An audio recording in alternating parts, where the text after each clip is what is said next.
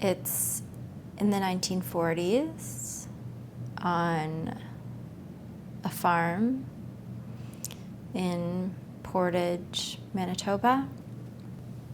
The house is divided by sheets.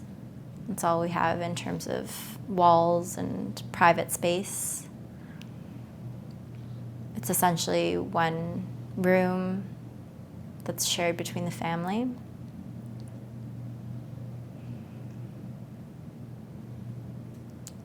And as much as there's a dust in the air outside, there's a moisture in the house that you can almost always feel a dampness. And there's lots of activity, lots of people around, lots of community.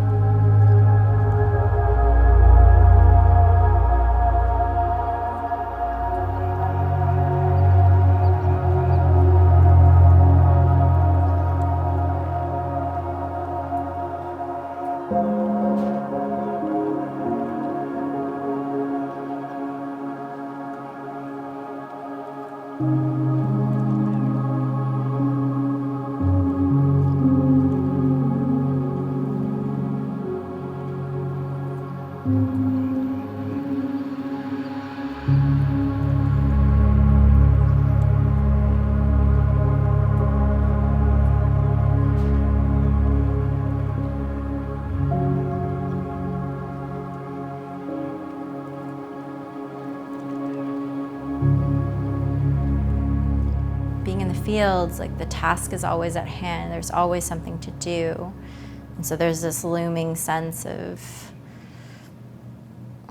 things that need to be done, no matter how hard you work, that they will continue, that those tasks will never be completed.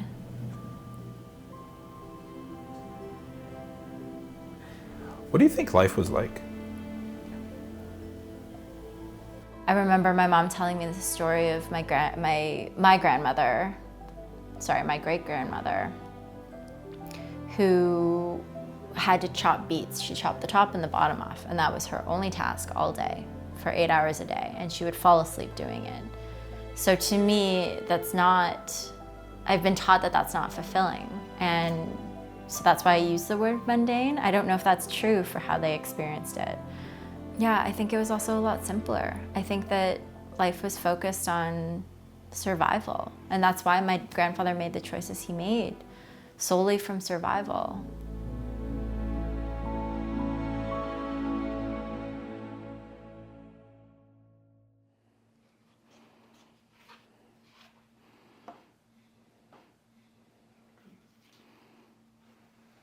This is Hiroshima.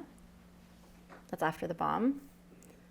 And so it's interesting to see sort of the flattening of different areas in the back, but that there is actually quite a bit that's still standing.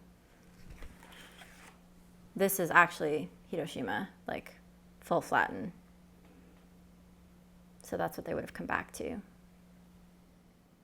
And is this one that your grandfather took? I have no idea who's taken any of these. A lot of them are unlabeled. And he really doesn't like to remember. So even if he took them, he's sort of wiped that from his memory. It was like, wow. Yeah. Like, how do you rebuild from that? To me, when I was there in Hiroshima, it feels the newest. Like, it feels like there's a rebirth in a way that other cities don't have. Yeah. Oh. So there's a house on the back of a tractor. So I venture to guess that that is the house that they got to live in. Wow. It looks like it's about to be dropped down. This is where you go, here.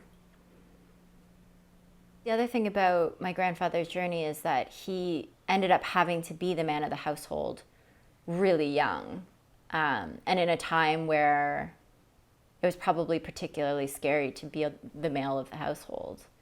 And so everything I know about him, I would say that that's more likely what he has used to get through it, is to erase it from memory, make it seem like it doesn't exist. But that being said, it's almost like those are the only memories I do hear from him. From there to where he is now, there's a big blank. If anything, it's like that period of his life is like what we've talked about more than anything.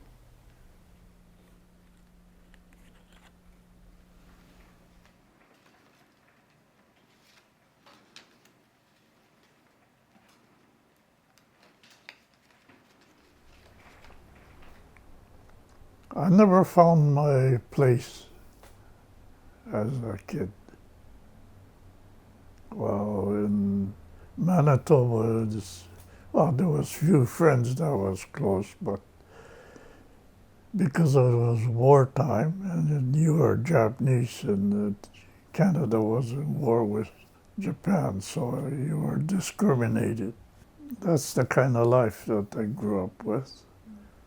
At the end of the war, I believe that there was the option to go to Japan for free, like the government paid for it. Is that what happened?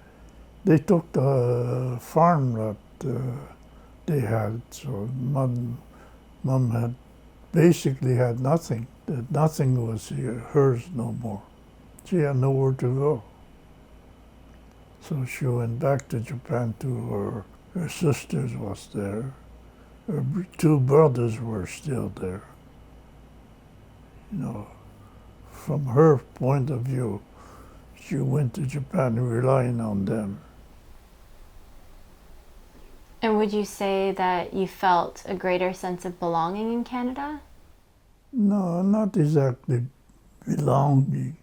I know I was born here, but I wouldn't say I was 100% sure I was a Canadian. I think I realized that's the only country that they would accept me.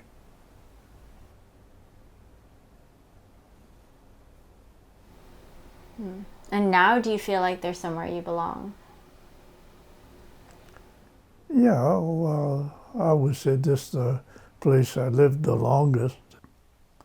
I always felt that you shouldn't harm people as you go through life. You just live once.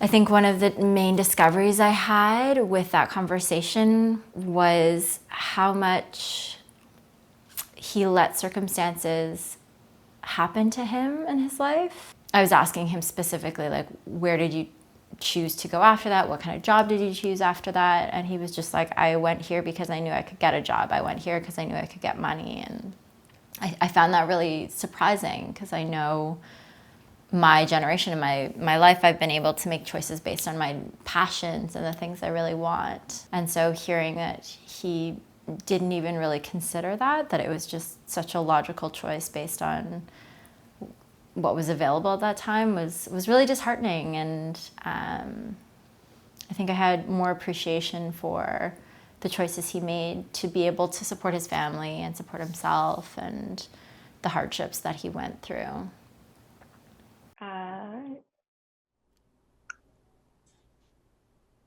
I do have the desire. I don't feel like by the end of our conversation last week or whatever that was, I felt like I was in the mindset of like that era and understanding it better. So I recognize I'm not there in this moment. So I know I might need some more conversation to get myself into that headspace to be able to vocalize improvisation.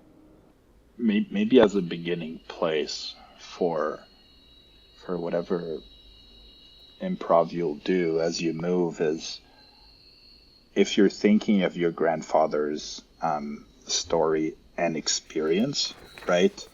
Almost like an improv setup, right? It's like, what's the space I'm walking into? Right? So if you think about like how he would have gotten to the beginning of that scene, the setup needs to exist in reality.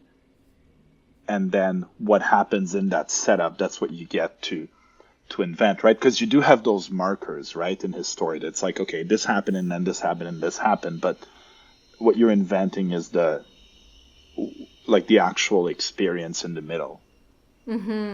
Right? So yeah, I think like just sort of having an entry point that's like anchored in something that he may have told you. Should I let you think and let you move and do your thing and we'll reconnect? Yeah, I think I'm ready. Okay.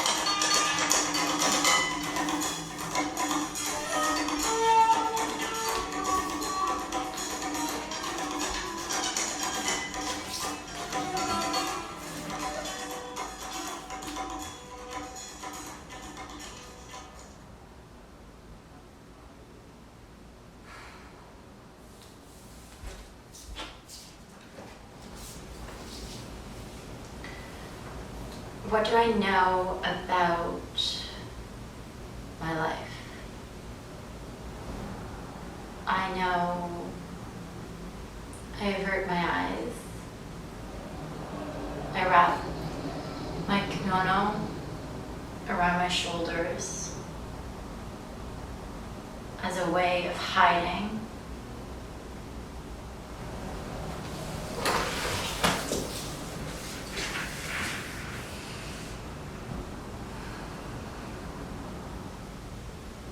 I know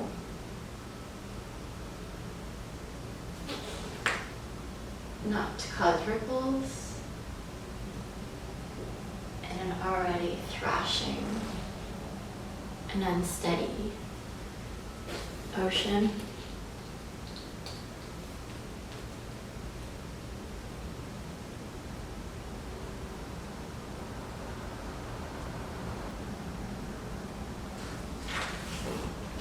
And that if I just focus on it,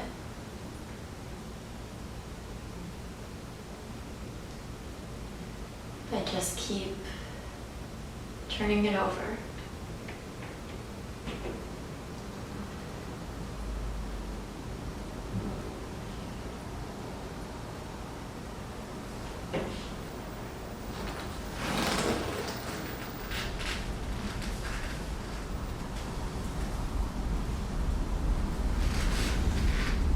let the ripples feel calm.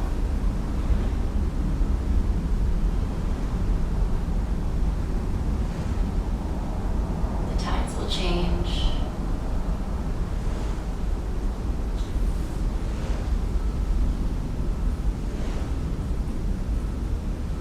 And the waves will settle.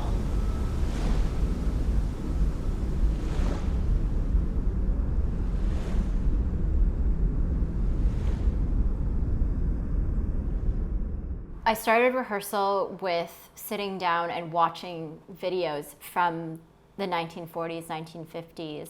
I looked specifically for footage in Japan and then footage in Canada. So I tried to take a second to like transport my brain into a different time period by using visual cues. I was originally going to journal, and then I was like, I'm going to vocalize it. Screw it. So I took a second to like be a character and talk about what my experiences were as that person. So I imagined myself as this young, maybe like 12-year-old girl on a sugar beet farm trying to comprehend the new life I've been transported into and what my daily tasks would look like and where my focus would be. First thought that emerges is that character that, you know, whose life you were exploring, I think it might be worth re-exploring that character in the present, right? As a way to understand your grandfather, because then putting yourself in the perspective of, you know, an 80-year-old woman who has those memories, right? So you created some of the story that shapes who the person is. Because one challenge is understanding, okay, why does that person want to talk or want not to talk about it? Then if you project forward, right, then if you were moving as that 80-year-old, what would those memories feel like?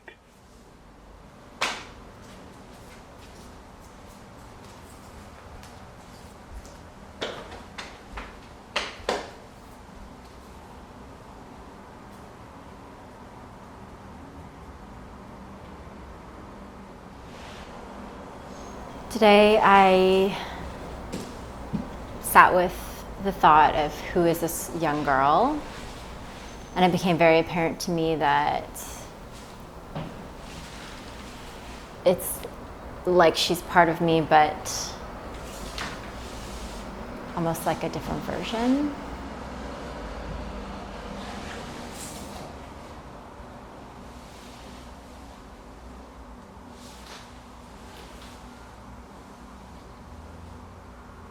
What I was interested in today's rehearsal was creating almost like a scene, a day in the life of this young girl. And so I wanted to create tasks that were really like pick up the book, move the knife, lift the foot to put on a boot, like very specific, mundane, everyday things.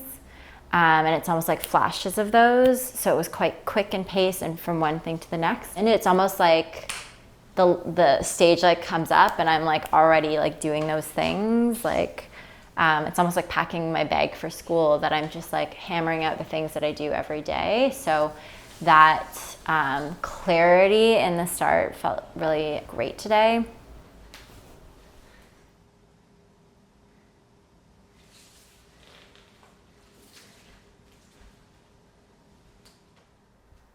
Recording. Nice. Great. Okay. Hi. Hello. Working through the material, the choreography I'm creating, it became very apparent to me that I needed an outside eye to look at the movement, give me feedback on what I'm creating, and also understanding the physicality in terms of narrative.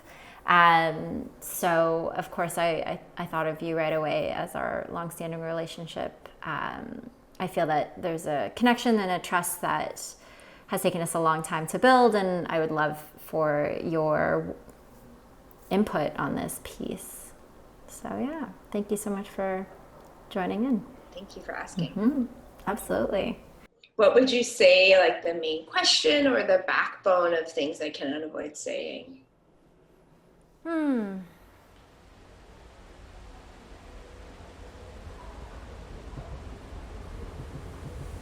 How do we, like, in a sense, how do we make sure that history doesn't repeat itself?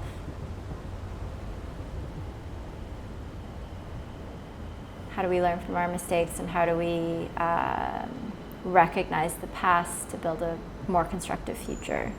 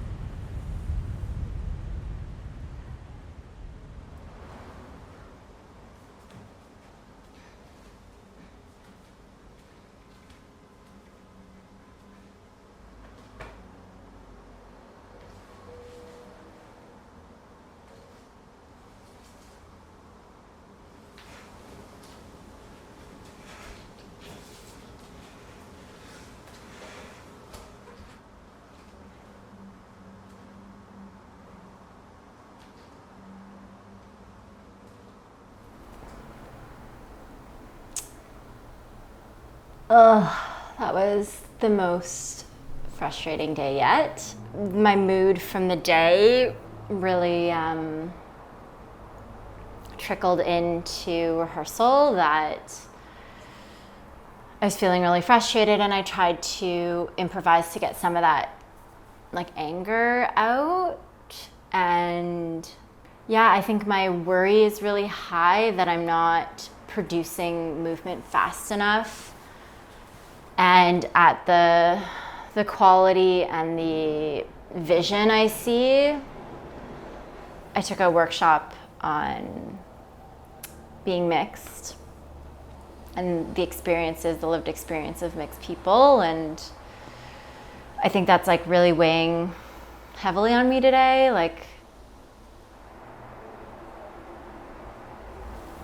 I guess I've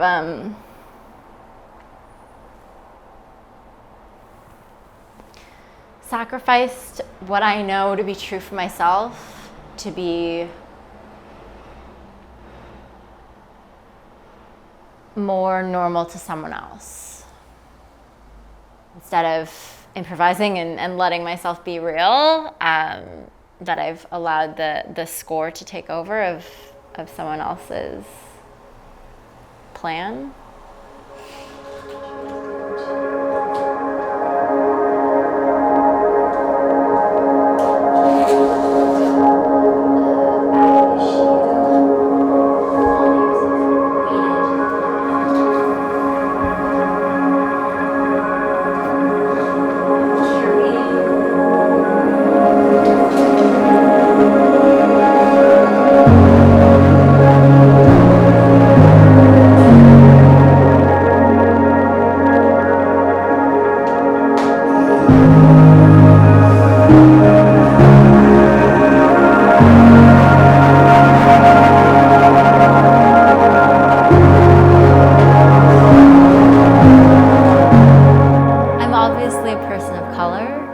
But I've never seen myself that way.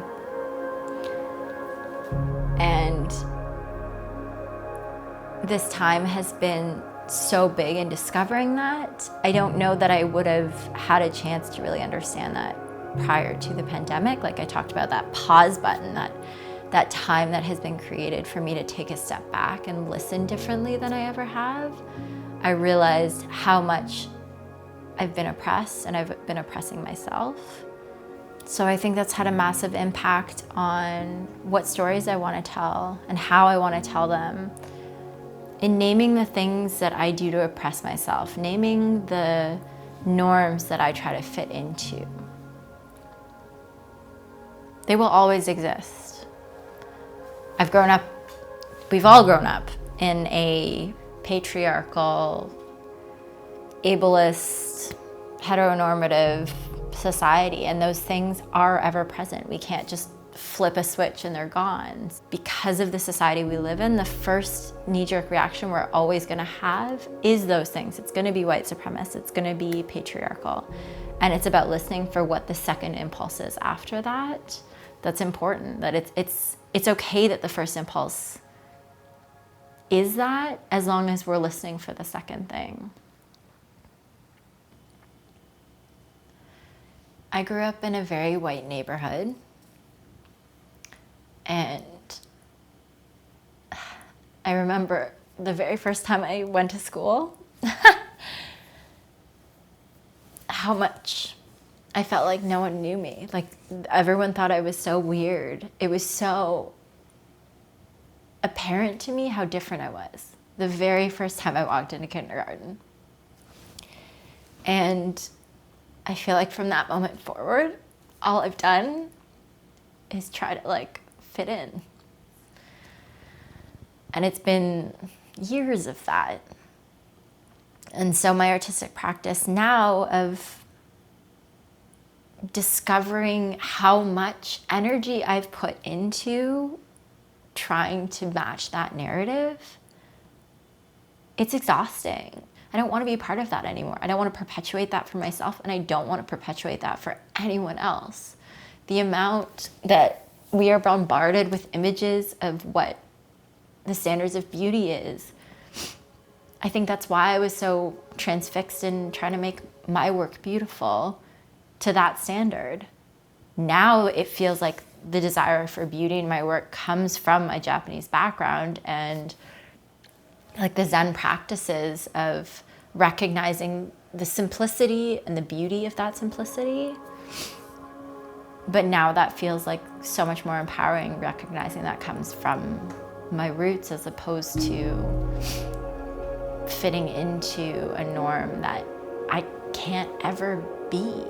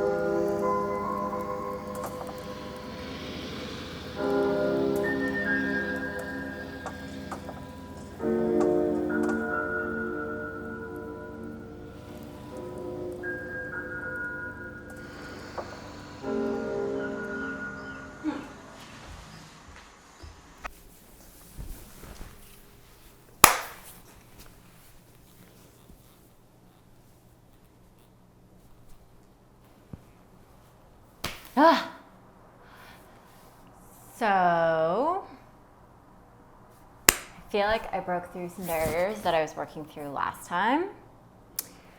I've just got a composer on board, so been working with some tracks he sent me, and it feels so great to have a better understanding of what it's going to be sonically to be able to create movement. Yobi was really fantastic to work with. He'd already had some ideas or sound bites at our very initial meeting. So we had such a great jumping off point from day one that I was able to use those in rehearsal immediately. And so the direction became really clear really quickly. The collaboration between the different our different visions was very cohesive, that as much as like I would be like, I think this should be the series of sounds, like I'd offer those suggestions and be like, but I also trust if you want something different. And the actual last mix that he sent me, he was like, I just had to change where the drums were. And I was so game to trust that. And right away, like the first run I did with that music, I was like, yeah, that's the right thing. I wasn't aware of that need, except that he was able to see it and make that decision. So I think that's when true collaboration works well, is when there's something unseen and isn't asked for that someone else can see. Honestly, I'm so excited about it. I'm like, I could sit with each chunk for like 2 hours because they're so rich. Now I'm in this phase where I just want to rehearse every day and get it all together, get it all detailed and really flesh out the bits that I don't know yet, and dive deeper into the bits that I do know, and question if they're even the right thing. I took a workshop today that talked a lot about knowing versus not knowing. And I think I'm in a beautiful place right now that I do know. I know where this is going. So it fills me with a lot of joy to know that.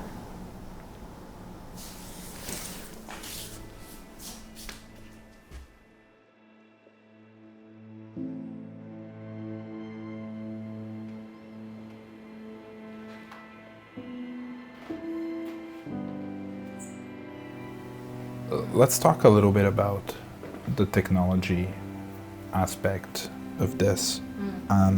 Part of the intent of working on Things I Cannot Avoid Saying was to collaborate and having you explore the dance filmmaking process as a creator rather than a subject. Can you speak a little bit to that and what that's been like? It was incredibly challenging. It was probably the hardest part of this whole project. Even just the act of setting the camera up, doing a run of choreography, and then coming back and having to watch it was like, it doubled the amount of time for everything that I was doing. And so I was finding it quite challenging to drop in and out of like this sort of headspace of like technicalities, like looking at the different lighting, looking at the angles, all of that, and then switching from that into choreographer, performer mindset was incredibly challenging. I'm really grateful for that, to be able to experience both, but it was hard. There were days that I was like, I don't want to do this. It's going to be hours and hours of my time. Yeah. So, you want to grab that camera? Yeah. Oh, it's already there. So if you turn the camera towards you, like facing you, and then you scroll that, if you look in the lens, you'll actually see it opening and closing. Oh, yeah. Yeah. So that's what that controls. Cool. And like that, and that one's a little bit more straightforward to understand. When you change the number, it controls how much light comes in and out, like literally how big the opening is. So do something like using the index, like scroll wheel. Yeah. So you can turn the thing towards you, like that's fine. Okay. Yeah, just so you can see it a little bit more, but like scroll all the way one way and then all the way the other way, and like you can see what happens with the histogram. Right. Like it'll tell you how properly exposed it is, right? So if you do it, if you scroll all the way to like where you can see out the window, all the information in the histogram is now going to be pushed to the left, right? Because now it's all shadows, right? So in an ideal world, if we can, you want to move it like as much to the right as possible, the histogram, as much to the right as possible without it actually hitting the edge. Because once it hits the edge, it's just full white, and there's nothing we can do with it. Yeah, so the settings that you have right now, if you just modulate the ISO, it will vaguely feel correct, right? When you understand them, that's when you can start like expressing things through your camera choices. I definitely appreciated how much preparation there is for film, because even for a rehearsal, I would have to do preparation for the film aspects and then preparation for the choreographic elements. So that prep time was really became absolutely imperative, and I have so much more respect and understanding for the detail it takes to get to the moment where you're actually turning the camera on. And I would prepare for the other things that I've been doing in dance, but there's just something in the detail and the breakdown that I've learned through filmmaking that I found very helpful to transfer to my other practices.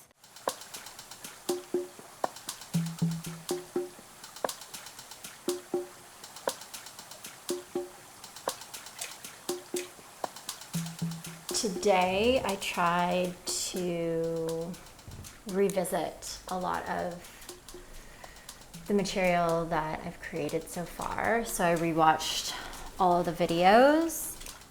One of them was this water piece. I think it's called Beat the Water, and it was effective in dropping me into that place of everyday life. And then there's a little bit of angst in the way that the water is manipulated in this piece of music. So there was also something nice about exploring a thrashing feeling that allowed me to access some of the frustration and sort of the unspoken truths of what perhaps this character would have gone through, and still sits with even as a 80-year-old woman.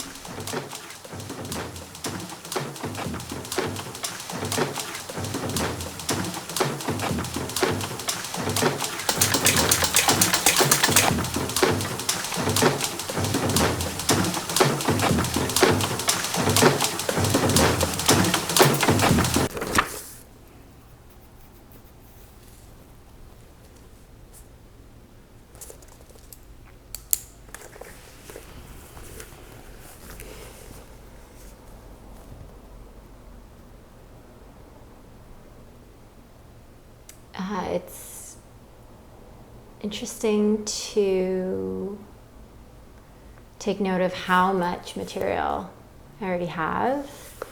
I definitely have the sense that I need to build more quickly. And so right now I'm kind of shocked to see how much I actually have, and that those pieces will come together into something great. Everything that you do is so beautiful. It is worth repeating. Like, we could see it several times. Mm-hmm. And playing, like, even when you're on you're like rubbing your your hands on your thighs, it could go Mm-hmm. very slow. Like you have our attention. Right. And then and then throw in something that's surprising, because I think in general, like, we get into, as a way of moving, we get into this tempo that we move in. Yes, and that's a pattern I want to break. I think if you go excruciatingly, uncomfortably slow, Mm-hmm. and feel the passage of time, and then when you feel ready to snap something, move, then allow it to be very fast. Yeah, Lisa is a very powerful outside eye. They bring such insight and intelligence to unpack what it is that I'm trying to say. And so I knew from the beginning that Lisa's journey is very aligned with where I'm at. I also know that through the pandemic, sort of my own discoveries of oppression and being a woman of color, Lisa has discovered their own path of queerness and gender non-binary or non-conformity. So our sort of pandemic discoveries have been very similar, just in different avenues of how we've oppressed ourselves. So there was also that element that I felt was really important in us continuing to develop and understand oppression. That as much as it was a journey for me and specifically my background, for them it was also similar. There was something in that I knew would be beneficial for Lisa as well. This beginning, there's a real connection to the earth And something about that is also like this displacement, which is why I play with like pulling away, coming in, and then settling to a place.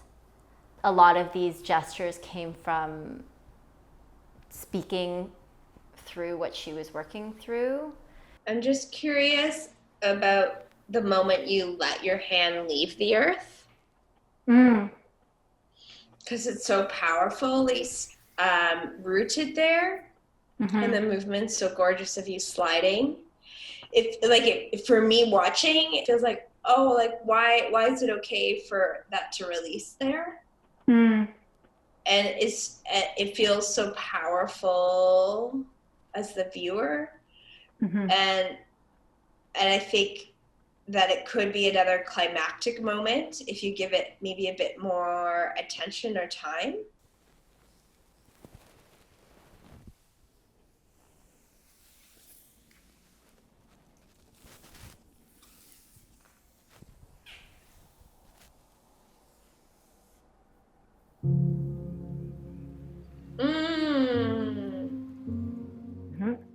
Yeah. And then That was so powerful. the image of like that wind whipping through the house, I could imagine every time I'm doing like the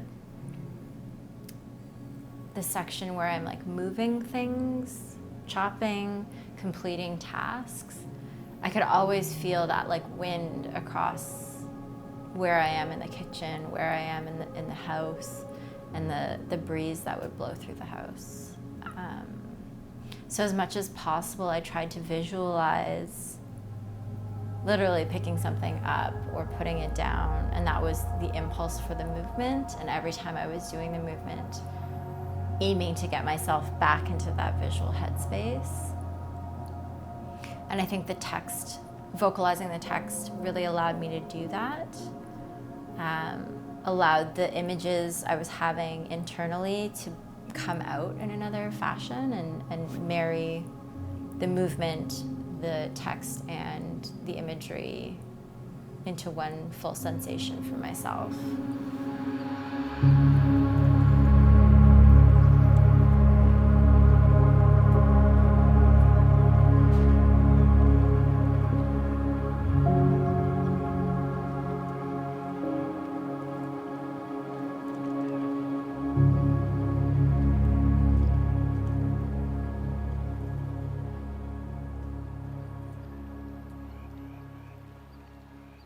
Can you tell me a little bit about what you feel it's about? I think that I'm addressing sort of the movements of everyday life that can seem mundane, but when looking at it with a larger lens, realizing the finer details of the emotional side of those moments. And this character is going through the actions and not realizing the emotion behind the actions, and is sort of like discovering them within the moment. So, I mean, this is a character who I've named Emika. She's a young adult in it, although she does sort of morph forward into the future and then come back into the present. And the present is like the 1940s, and she's on a farm. I mean, if I could really transport to where she would be living at that time, that would be amazing setting-wise. Like, that she lives in a house that isn't her own. Like, her hands are so raw from like the same actions every day, and the dryness of having to like do all these daily tasks. I keep coming back to like the yellowness of the grass, that it's not like rich, lush green grass, that it's like quite brittle. That there's like a sense of like desert isolation, that the greenery around her would be similar to how she feels. It's alive, but it's not quite thriving. I'm also noticing that I'm definitely struggling to remember the order of things, which is really interesting to me.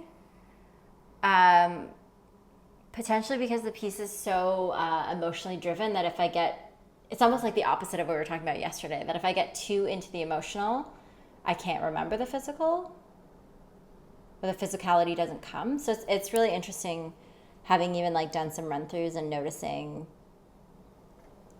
what comes up for me as I go through it and how much harder it is to hold both at the same time in this work. So I wonder if it's because you're thinking of the movement as something right or wrong versus part of the emotional context. Because I think if you're considering the emotional narrative and you're really in it, which sounds phenomenal that you're doing that, that whatever the next emotion comes up is the right thing. Like maybe you need to shift perspective on what's the right order. And perhaps the idea of doing the right step after the other right step is less of the important thing.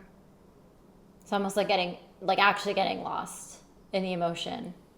I think the binaries that we live in, that it's either good or it's bad, it's right or it's wrong, is exactly what's gotten both Lisa and myself where we are now. Because there was always something to prove, always something to be right about. And like in dance, ballet is right and good. And that structure hasn't worked for Lisa or I. Both of us are not ballerinas and have felt massive rejection from that training, and was part of the reason I didn't think I wanted to dance, because I didn't see myself as a ballerina. So I was like, well, then I should give up. Wait, did you want to not dance anymore? I didn't want to take it professionally. Because I didn't think I could make it, because I wasn't the ideals I was seeing on stage. I couldn't lift my leg. I still can't lift my leg to 180 degrees. And I'm like lucky if I get it to 90. And I was like, well, a good dancer has to have a leg that gets up there, or has to be able to do double pirouettes perfectly. And I can't do those things. But again, that's me trying to be good and right, because I've been told that that's what good and right is. That's what I need to be.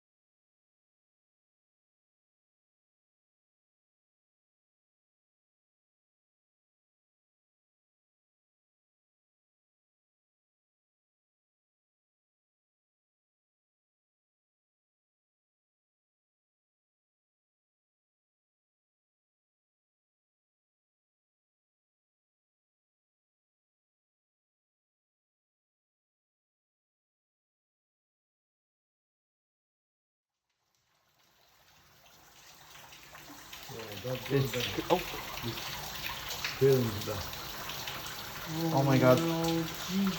Poor person who lives here, seriously. Open the window. Yeah, open the window.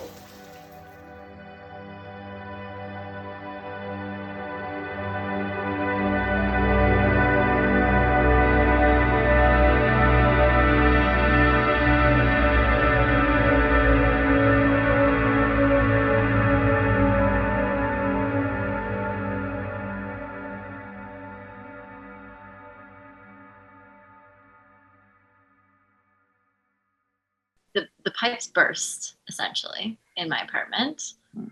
And so there was water coming from the ceiling. It flooded the whole first floor. So the flooring is being ripped up and it's under full renovation essentially. And they have moved us to a temporary space for the duration that it will take to fix the apartment. So I'm in a new space. Yeah, I moved in like 48 hours. It was really fast, and yeah, it was rough. So where does that leave you vis-a-vis the project? Like, what are you thinking? Like, how are you thinking you want to move forward with it? Mm-hmm. Like the obvious ironic thing is that this piece is about forced displacement, and I've been displaced within the time frame of making it. With it being anchored in place and in, in the time of COVID, I think it was meaningful for it to be in your personal space in terms of like story that we tell. I don't know if that's the best decision for you, but like for me thinking about story, I think that would be it.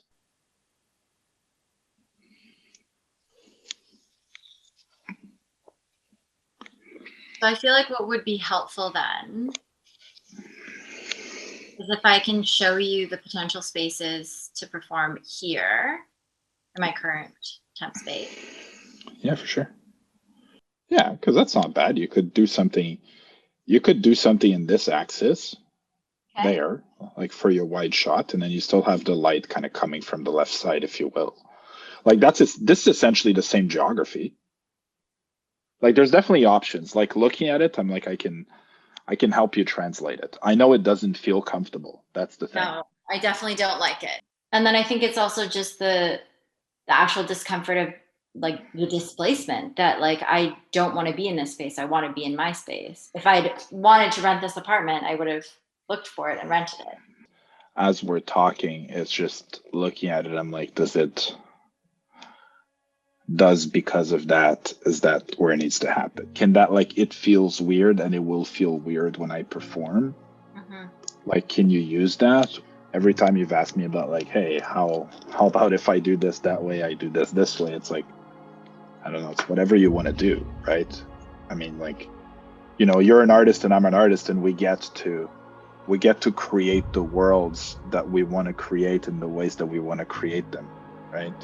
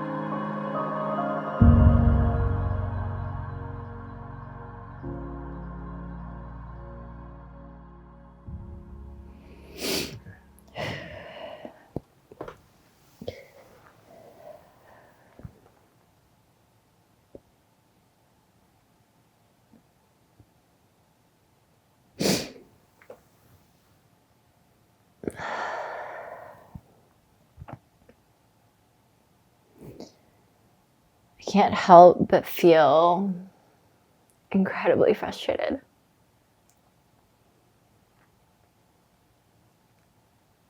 And I don't want to feel that way.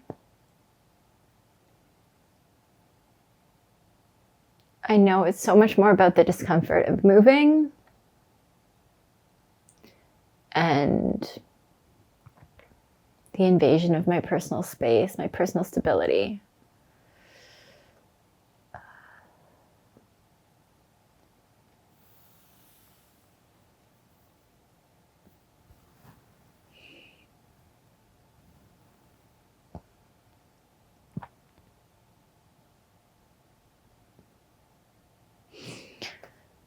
And I know it's the right thing to shoot in this space. I know, and I trust my collaborators. I know there's like a divine reason this happened, and it's just about finding my way towards that reason, that feeling. And I think that there's a realness in what I feel and what Emika felt and what my family felt.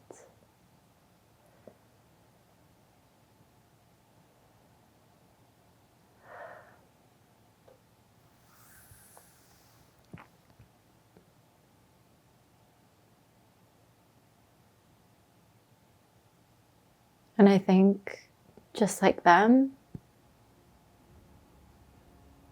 I want to make the best of the situation.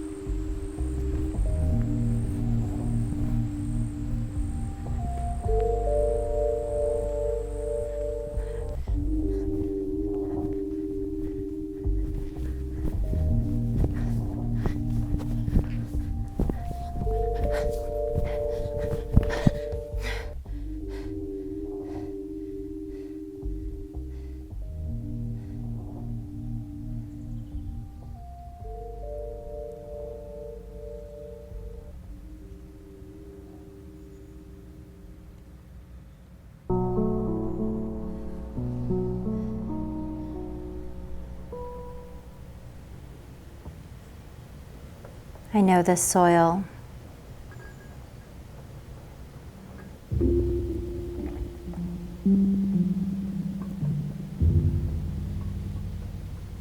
I know how it feels under my fingernails, between my toes.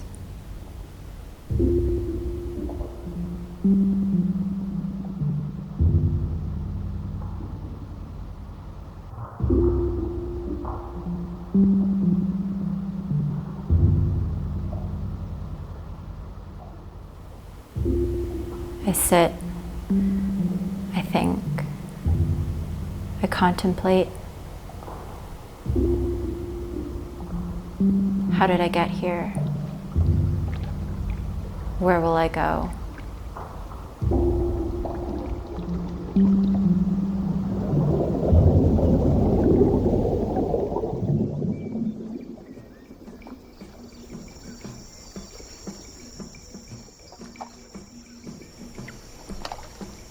I'm conscious of the gaze of others.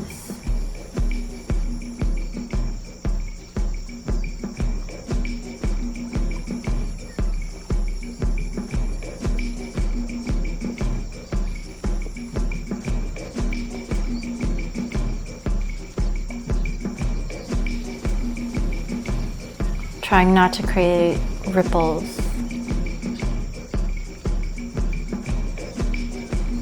If I do it right, I'll be left alone.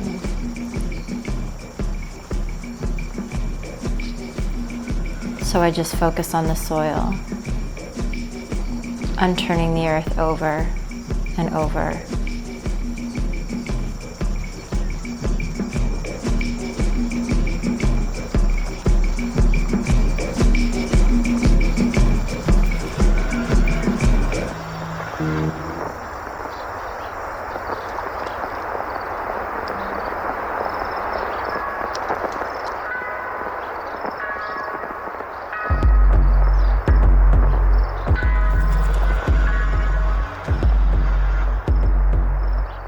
I know the blade of my knife as it dives deep into the flesh, the top and the bottom of each beat. My shovel digs into the ground. I flip the earth and I feel the gaze.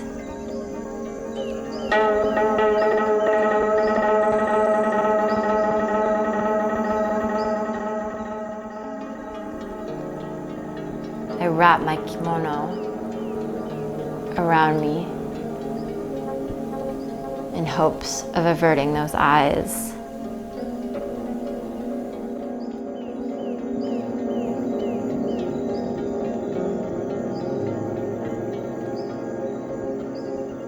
I chop, I pull, I push, I pick up, I carry. I chop, I lift, I put down, I pick back up. I move, I adjust, I lift, I push, I renew. I chop, I lift, I wash, I put down, I scrub, pick back up. I move, do it again, I adjust, I sew, I lift, chop, I push, I scrub, renew. I scrub, I repeat, I sharpen, I sew, I scrub, I go, I repeat, push, I sweat.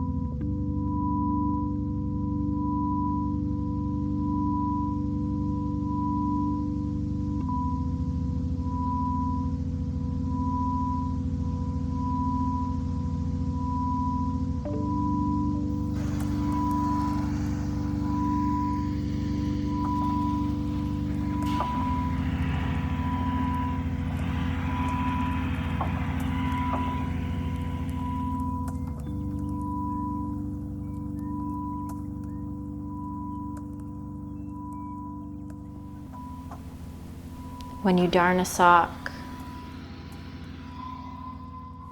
you pull together the frayed edges of a cavernous hole.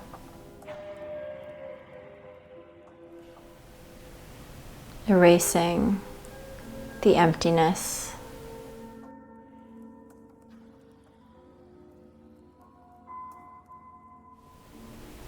Pulling together, making it okay.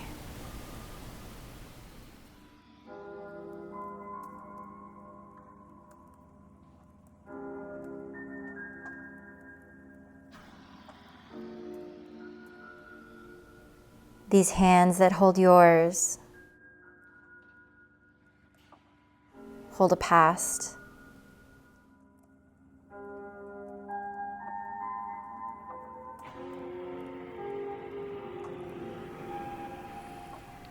This body,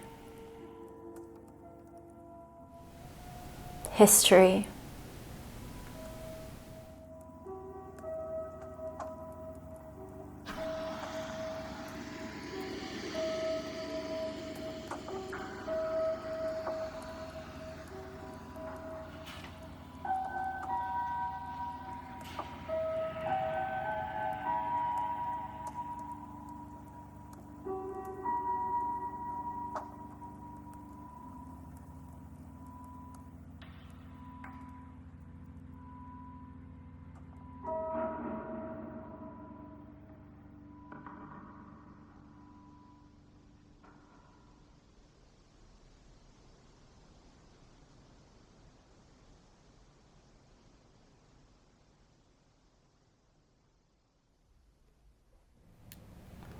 Okay.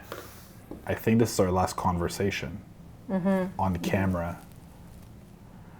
How are you feeling about where we're at and what you've accomplished? And It definitely feels like, as much as this chapter of exploration is coming to a close, that at least the stories of my grandfather specifically, like, are going to stay with me for the rest of my life. So it doesn't feel like it's over. That work is still ever present. And I feel really happy and proud of, like, the way that we've expressed it in this iteration. And I feel really heard and seen. And I feel shown in a way that is super authentic to me. how far do you feel you've gone with this at present? I mean, for you, like, how deeply have you felt this work? I had, like, the most beautiful conversation with my mom this week. And we don't always get along. We don't always see eye to eye. And we've had, like, a lot of struggles in our relationship. And I called her and, like, talked about this project and some of the discoveries I've made. And I also asked her more questions that I wasn't really expecting to ask, but yeah, I wanted some more detail just for my own sake, because, like, it wasn't going to be part of the project, but just to understand sort of the things that she does know. And it was like the best conversation we've had in a long time. So even that, the ability for this to have brought me closer to her is, like, so worth it. So, yeah.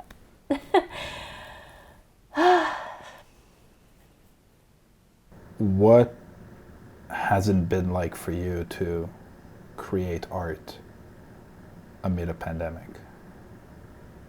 And in largely in a world where isolation, or at least, like, limited interactions, are the norm. Yeah, it's been incredibly challenging. I think that I probably wouldn't have been rehearsing at home had this project started in a non-pandemic life. I would have been scheduling rehearsals at a studio and carving out that time more specifically. And there's something sort of, like, about having that carved out time, that deadline, that drives you forward and pushes you to really utilize that time to its fullest. Whereas I'm at home, I'm sort of deciding when I want to start. It's almost like it blurred, as opposed to regular life where it would have been really carved out and a linear path. Like, it was a very blurry sort of journey. How do you think we will reflect back on how we approach creation this time, or just even how this whole thing felt? I think there's a reflection for me that sits in, like,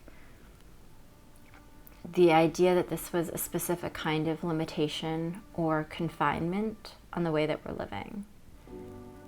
And often when you're improvising in dance, you create limitations. You create some kind of boundary. And I would argue that that usually creates the best kind of improvisation, the best kind of dance. It's almost like you're creating like a jar for it to hold it in, right? And it feels like the world really needed that reset, that like questioning of like, what jar are we holding ourselves in? Like what way are we living?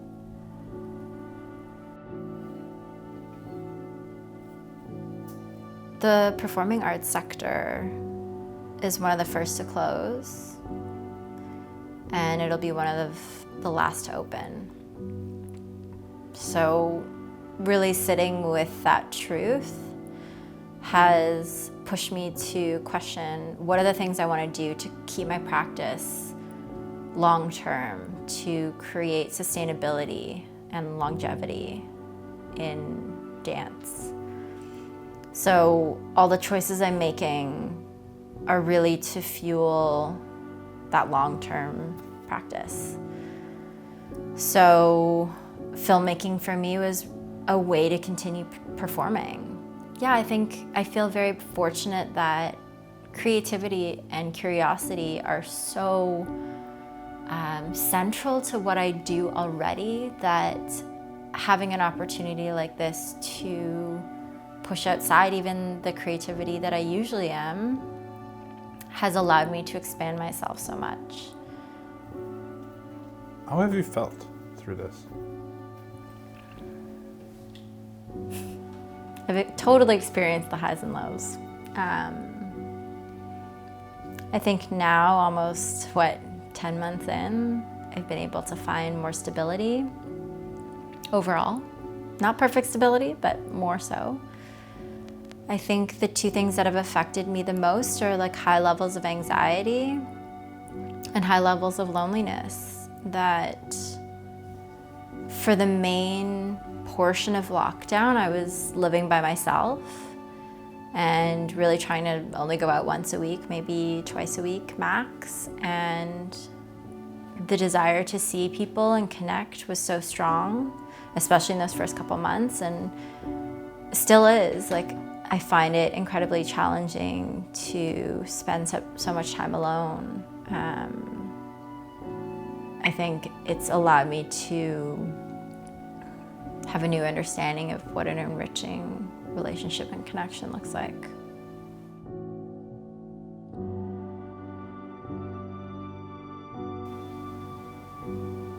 How's your heart? Feels a little bit lighter. My heart is more fulfilled.